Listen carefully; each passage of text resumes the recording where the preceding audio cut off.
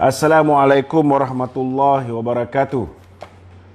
Atas permintaan ramai, maka malam ni kita sekali lagi ke udara untuk membincangkan isu-isu semasa, termasuk isu ekonomi pra belanjawan 2021. Jadi sesiapa yang ada sebarang persoalan, pertanyaan, bolehlah ditulis dalam ruangan komen live FB ini.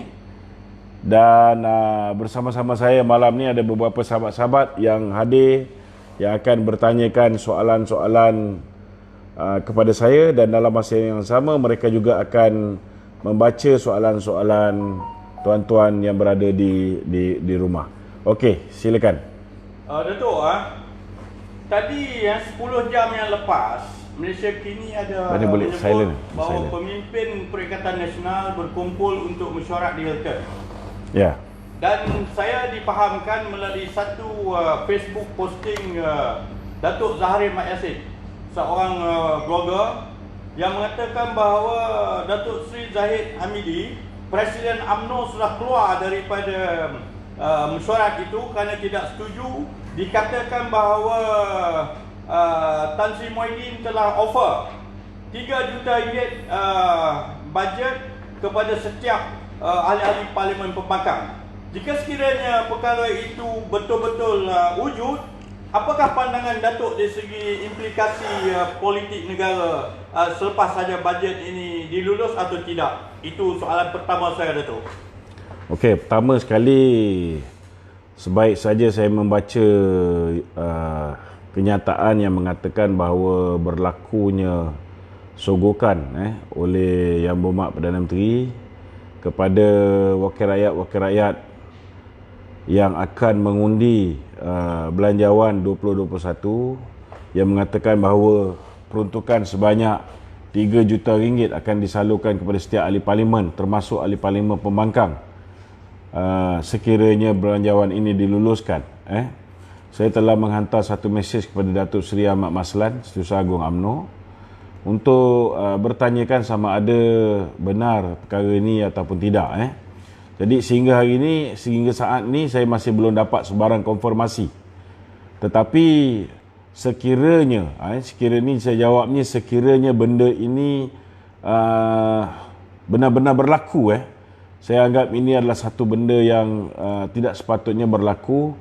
Dan ini juga membuktikan bahawa sekali lagi Tan Sri Muhyiddin menggunakan kaedah menyogok ahli-ahli parlimen bagi memastikan belanjawan diluluskan, dan dalam masa yang sama bagi memastikan undi tidak percaya ke atas diri beliau tidak berjaya. Sebelum ni kita tahu bahawa ahli-ahli parlimen daripada UMNO telah ditawarkan dengan jawatan-jawatan seperti contohnya Datuk Seri Nazri Aziz telah ditawarkan jawatan pengurusi PNB, dan kemudian kita dimaklumkan pula oleh Yang Berhormat Mulia Tengku Razali Hamzah, beliau juga telah ditawarkan dengan jawatan pengurusi Petronas, tapi alhamdulillah kedua-dua mereka telah menolak tawaran ini. Ini menunjukkan bahawa ahli-ahli parlimen daripada Barisan Nasional masih penuh integriti dia, dan tidak mudah berkompromi dengan apa yang cuba dilakukan oleh Tan Sri Muhyiddin Yassin. Dan kalau benarlah perkara ini berlaku, saya rasa ke bawah duli tuanku harus membuat satu keputusan yang tegas, kerana rata-rata yang telah melafazkan ikrar untuk menyokong belanjawan 2021, kebanyakan daripada mereka melakukan perkara tersebut lebih kepada untuk menghormati kenyataan yang dikeluarkan oleh pihak istana. Sama ada kenyataan itu datang daripada ke bawah duli tuanku ataupun tidak, saya tidak pasti. Tapi saya curiga dengan kenyataan ini, kerana saya yakin bahawa tuanku seorang yang bijaksana, beliau tidak akan sesekali mencampuri urusan politik negara. Dan sewajarnya sekiranya sogokan ini sekali lagi berlaku, maka ke bawah duli tuanku patut memberikan nasihat kepada Yang Berhormat Perdana Menteri, kerana saya merasakan perkara ini kalau berterusan dilakukan oleh Perdana Menteri tanpa henti demi untuk menyelamatkan tengkuknya, maka akhirnya yang akan punah ialah rakyat dan juga negara. Hari ini rata-rata rakyat bising. Walaupun hari ini kita tengok dalam posting Tan Sri Muhyiddin, beliau menghantar bekalan pergi ke Sabah dan Sarawak, Labuan. Tetapi dalam posting yang beliau buat, beliau dikecam hebat akibat daripada kegagalan beliau untuk memberikan kebenaran kepada rakyat yang mencarum dengan KWSP untuk mengeluarkan RM10,000 daripada akaun pertama mereka. Ini bukan rakyat minta duit kerajaan. Ini kena faham. Ini rakyat minta duit mereka supaya mereka boleh gunakan dikala mereka benar-benar tenat, benar-benar susah. Betul. Seperti mana yang diperkatakan oleh Tan Sri Muhyiddin ataupun oleh pihak KWSP, bahawa simpanan KWSP itu ialah untuk masa depan. Untuk memastikan apabila seseorang itu pencen, beliau mempunyai modal yang cukup untuk memulakan kehidupan baru, ataupun setidak-tidaknya boleh menggunakan simpanan hari tua itu untuk diguna pakai sedikit demi sedikit sementara sebelum dipanggil Allah Ta'ala lah. Jadi hari ni saya nak tegaskan keadaan kita rakyat dekat bawah ni, keadaan dah dalam keadaan yang sangat-sangat menyedihkan. Sangat-sangat menyedihkan. Rata-rata sudah mula tak makan pun ada. Saya hari-hari kita mendapat, sebab kami selalu menghantar bantuan kepada mereka-mereka yang memerlukan. Tetapi kita dapat terlalu banyak, contohnya permohonan untuk mendapatkan bantuan daripada negeri Sabah. Sepatutnya Tan Sri Muhyiddin sebagai orang yang telah menyebabkan berlakunya pilihan raya kecil, pilihan raya negeri Sabah lebih awal daripada sepatutnya, apabila beliau telah mengarahkan dua orang kanan dia, Hamzah Zainuddin dan juga Nadim, setiausaha politik beliau, untuk mengatur supaya Musa Aman diangkat menjadi Ketua Menteri Sabah dengan membeli beberapa orang wakil rakyat daripada warisan. Ini telah membawa kepada tindak balas Syafiq Abdal yang telah akhirnya membawa kepada pembubaran parlimen. Sepatutnya dalam keadaan coronavirus yang meningkat dan hari ini menyebabkan rakyat di Sabah menjadi dalam keadaan teruk, sangat teruk, terutamanya tempat-tempat yang dikenakan sekatan dengan sangat dahsyat, tak boleh keluar, bergantung harap pada bantuan dan sebagainya. Tak semua bantuan dapat sampai dengan baik. Dan tempat-tempat yang tidak mendapat bantuan daripada JKM ataupun daripada pihak berkuasa, mereka ni lebih parah, kerana tidak ada sebarang bentuk bantuan yang disalurkan kepada mereka. Itu sebabnya ada cadangan daripada Datuk Seri Najib supaya untuk Sabah, kenapa tidak kita berikan bantuan one off sebanyak RM1,000. Sepatutnya Tan Sri Muhyiddin dapat setidak-tidaknya mengutamakan perkara ini kepada rakyat negeri Sabah terlebih dahulu, kerana mereka lah yang paling terkesan, yang berpunca daripada ketamakan kuasa orang politik ni. Dan yang keduanya, kita lihat, kita tahu bahawa akibat daripada kegagalan kerajaan di bawah pimpinan Tun Dr. Mahathir yang lepas, menyebabkan kedudukan kewangan negara berada dalam keadaan yang tidak selesa, yang menyebabkan di kala COVID ini kerajaan Muhyiddin terpaksa menaruh harapan kepada dana daripada KWSP yang kemungkinan kemungkinan besar terpaksa diguna pakai oleh pihak kerajaan dalam membiayai projek-projek yang bakal dilakukan oleh kerajaan di dalam masa terdekat. Dan itu menyebabkan kemungkinan besar dana sebanyak RM10,000 yang dicadangkan oleh Datuk Seri Najib untuk dibenarkan pencarum keluarkan daripada akaun pertama tidak dapat ditunaikan, tidak dapat diluluskan. Namun dalam keadaan yang begitu parah hari ini, sepatutnya kita belum lagi parah kerana kita masih lagi kita memberikan moratorium daripada April sehingga 30 September. Oktober orang baru mula membayar bil-bil pinjaman kereta, pinjaman perumahan, pinjaman peribadi dan sebagainya. Namun walaupun bulan pertama ini kita lihat kesengsaraan, keperitan yang dihadapi oleh mereka-mereka ni, bukan hanya perit kerana terpaksa mula membayar pinjaman kereta, rumah, pinjaman peribadi, tetapi sekali lagi terpaksa berkurung di rumah, terpaksa mengikut SOP yang telah ditetapkan oleh kerajaan bagi mengekang kononnya wabak COVID-19. Jadi sekiranya saya nak memberikan cadangan, sekiranya RM10,000 yang nak dipohon oleh rakyat ini, pencarum KWSP ini, tidak boleh diberikan secara one off, apalah salahnya kalau kerajaan mengambil keputusan untuk diberikan secara bulanan sepanjang tempoh permulaan COVID ini untuk gelombang kedua. Mungkin boleh diberikan pinjaman ini RM2,000 setiap bulan. Maknanya setiap bulan pencarum-pencarum ini boleh mengeluarkan daripada akaun mereka sebanyak RM2,000 hanya untuk bertahan dalam tempoh 4-5 bulan yang akan datang. Kalau ini pun tak mampu dilakukan oleh kerajaan Muhyiddin, saya tak tahulah apa yang bakal berlaku kepada rakyat Malaysia. Dan kalau ini berterusan, saya rasa tak payah tunggulah hari tua.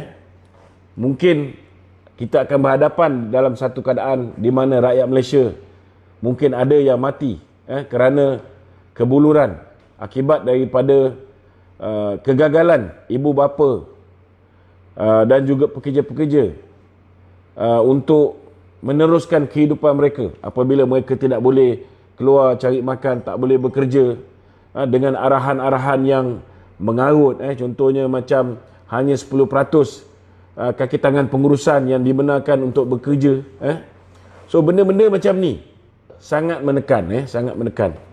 Jadi saya harap dalam belanjawan yang sudah pun mula mendapat reaksi balas daripada pembangkang, saya tengok Menteri Kewangan baguslah, ini satu benda yang saya puji.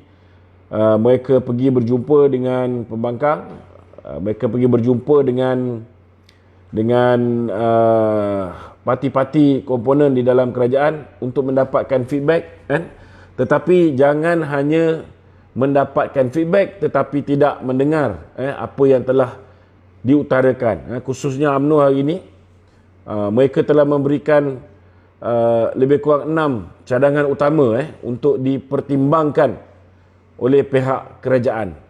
Maka pertimbangkan sebaik-baiknya, bukan hanya masuk telinga kiri keluar telinga kanan pun tak guna juga. Itu je. Ya. Tadi dalam 40 minit tadi ada keluar satu kenyataan oleh Tun Dr. Mahathir, Presiden Parti Beruang, bukan Beruang, Presiden Parti Pejuang.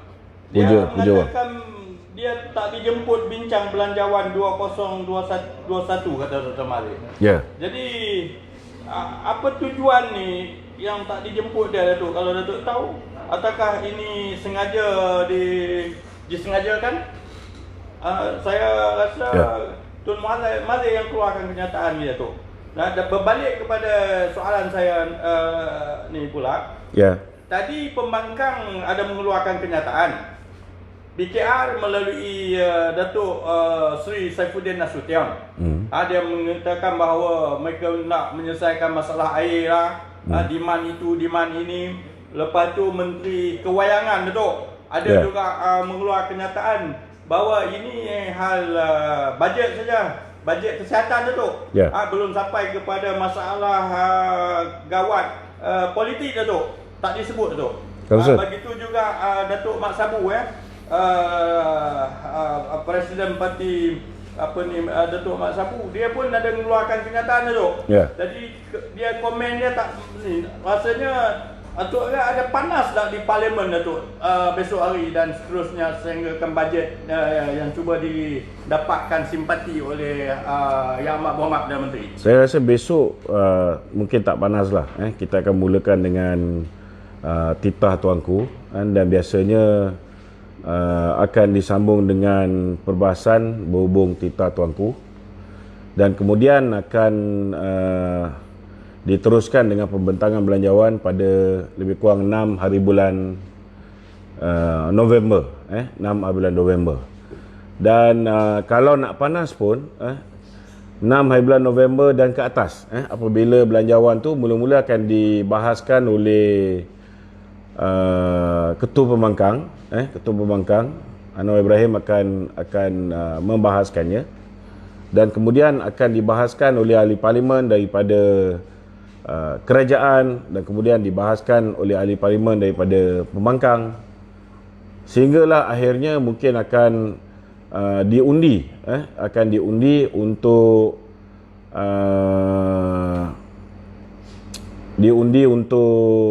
kelulusan belanjawan tersebut. Okey tu. Ya, jadi sekarang ni masalah ada orang tanya ni Datuk Okey. Usul percaya tak percaya ni dibincang dulu kan selepas bajet Datuk. Datuk selalu dia bergantung, kata Muhyiddin takut untuk usul percaya tak percaya ni didahulukan. Dia bergantung kepada speaker parlimen. Dia bergantung kepada speaker parlimen. Kalau speaker parlimen tu tidak mahu membenarkan usul undi tidak percaya tu dibentangkan, maka tidak akan berlaku pembentangan tu sama sekali. Okey Dok. Tapi tadi kita tanya yang soalan pertama tadi. Adakah jika sekiranya Datuk Zahid Hamidi keluar daripada mesyuarat tu dia tidak puas hati? Okey. Apakah tindakan selanjutnya UMNO berkenaan dengan 3 juta yang diberi kepada itu pertama sekali kita kena tahulah sama ada benda tu betul ke tak betul berlaku, kan. Kalau misalnya benda tu berlaku, maka laporan polis boleh dibuat, laporan SPRM juga boleh dibuat ke atas Tan Sri Muhyiddin. Tetapi pertama sekali kena sahkan. Saya dah hantar mesej pada Tok Mat Maslan, masih belum ada respon. Jadi kita tunggu je lah. Tok, kawan saya datang daripada jauh ni. Ada apa soalan Tuan kepada Datuk Rahman? Ya, saya ada satu soalan. Okey. Soalan yang pertama sekali, adakah yang Datuk ramalkan tu benda-benda yang semacam ni dia akan menjadi kenyataan? Terutamanya macam Datuk sebut tadi, perkara panas tidak akan berlaku kerana dimulai dengan titah tuanku. Tapi kalau sebaliknya berlaku macam mana itu? Adakah saya rasa ini saya punya insting lah. Saya punya insting. Saya rasa kali ni ahli-ahli parlimen kemungkinan besar akan menganggap bahawa apa yang telah dikeluarkan oleh Datuk Pengelola Bijaya itu datangnya daripada tuanku, dan saya merasakan bahawa kemungkinan besar mereka ni akan akur dan mereka tidak akan membuat sebarang reaksi-reaksi yang menunjukkan mereka tidak mengikut apa yang dinasihatkan oleh tuanku. Jadi kalaupun mahu berlaku sebarang bantahan ataupun mahu berlaku sebarang protes, mungkin selepas belanjawan itu diluluskan. Selepas belanjawan itu diluluskan, kita tidak tahu. Macam-macam boleh jadi. Kalau misalnya ketika itu UMNO mengambil keputusan untuk keluar daripada Kerajaan Perikatan Nasional, itu terpulang. Tetapi saya tak nampak dia akan berlaku sebelum pembentangan belanjawan. Jadi untuk mendapatkan sokongan belanjawan tu mesti majoriti understoodnya lah dari segi kebiasaannya lah. Tapi kalau ini cerita kalau andaian itu berlaku yang dikatakan rasuah tadi yang 3 juta tadi, itu macam mana pandangan Datuk? Kalau benda tu berlaku, kalau benda tu benar-benar berlaku, maka sewajarnya lah laporan SPRM dibuat dan sewajarnya tindakan diambil. Tak boleh dibiarkan benda ni berterusan. Datuk, makna dia Datuk, kalau Tan Sri Muhyiddin mengamalkan sistem perkara 3 juta tu, adakah sama apa yang Tun Mahathir cakap, Datuk Najib mengamalkan cash is king? Betul ke Datuk tu? Dari segi anggapan saya lah. Makna dia cash, kalau duit kerajaan ada, ambil duit, bagi. Macam merasuahkan ahli parlimen. Tak boleh, dia tak boleh macam tu. Tak boleh. So yang Tun Mahathir duk cakap tu, apa dia kata, duk hina Datuk Najib? Kata Datuk Najib ni cash is king. Kalau nak kira cash is king ni kebanyakannya yang dilakukan oleh Mahathir. Oh, Mahathir. Ni sekarang ni Kalau nak kira cash is king, yang paling kaya kat Malaysia ni, antara anak-anak Melayu yang kaya kat Malaysia ni, anak-anak Mahathir. Ya. Datuk nak tanya ni, ada peguam Melayu seorang ni. Ya. Dia terlajak, cerdik lah tu, budak peguam muda ni. Dia Saman Agung, Saman Istana, Saman Keadaan Malaysia tu. Jadi banyak komen-komen lah yang sinis lah. Mengapa pula peguam Melayu Shah Iskandar. Shah Iskandar. Syed Iskandar. Syed Iskandar. Dia ni, dia ada kata, dia ni banyak disandarkan kepada PKR lah. Ada yang sandar kepada pembangkang lah. Ada motif. Yang saya tahu dia ni ialah peguam kepada Khairuddin. Khairuddin ni kalau dulu memang dengan Tun Dr. Mahathir, tapi hari ni dia dengan Azmin Ali. Maknanya dia dengan Tan Sri Muhyiddin. Oh, makna dia tu, ini makna dia Dan kalau kita tengok lah. dalam ucapan Tan Sri Muhyiddin pun masih lagi merasakan bahawa jalan keluar terbaik bagi mengelakkan pilihan raya ialah dengan mengadakan darurat.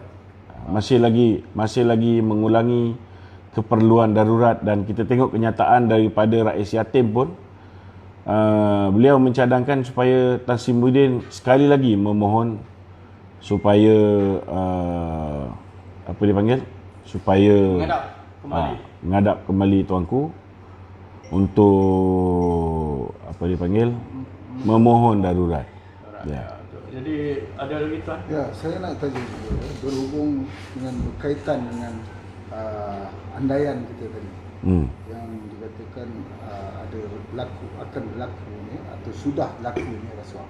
Ini kalau sudah berlaku, maka pelanjawan ini akan diluluskan. Ini seolah-olah nasi sudah menjadi bubur. Jadi macam mana kita nak cari jalan, cara proaktifnya supaya benda ini tidak berlaku.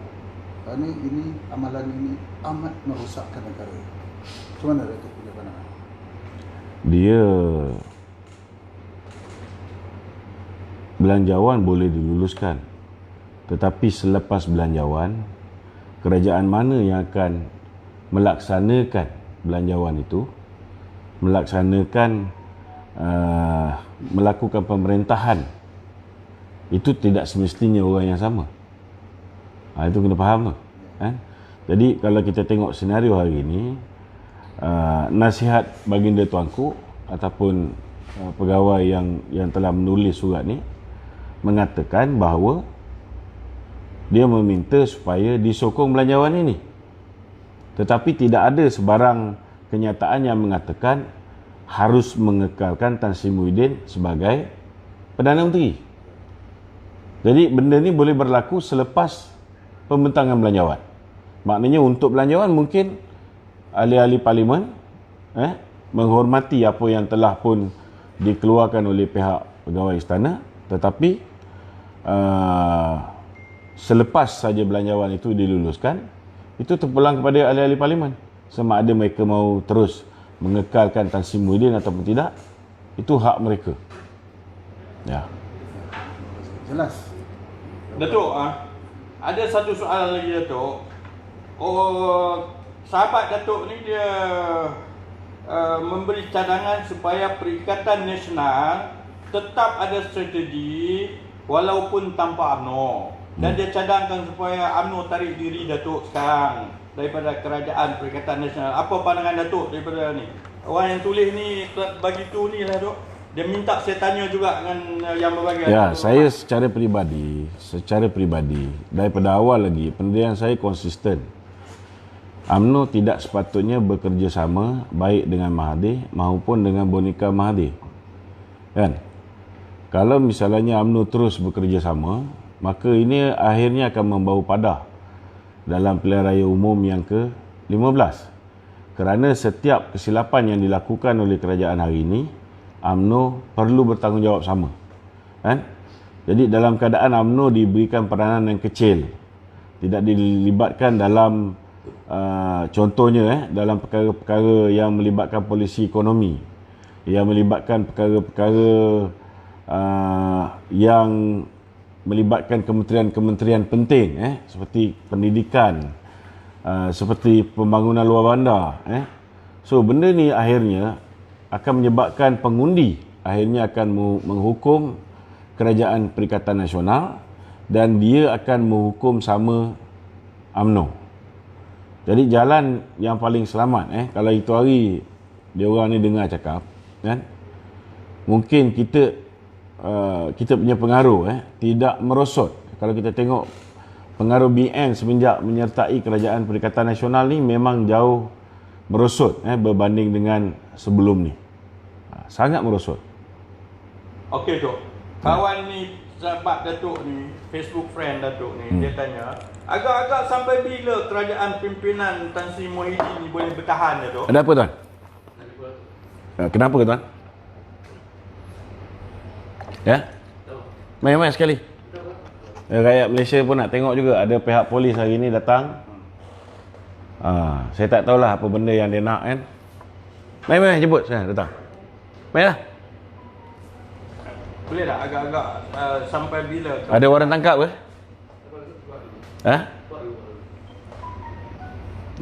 Hari ni malam ni saya didatangi oleh beberapa orang anggota polis. Saya tak tahu apa benda yang mereka mahukan. Jadi saya rasa malam ni cukup lah. Kalau tidak dia orang tunggu lama sangat. Dia orang dah tunggu lama dah. Okey tuan, silakan.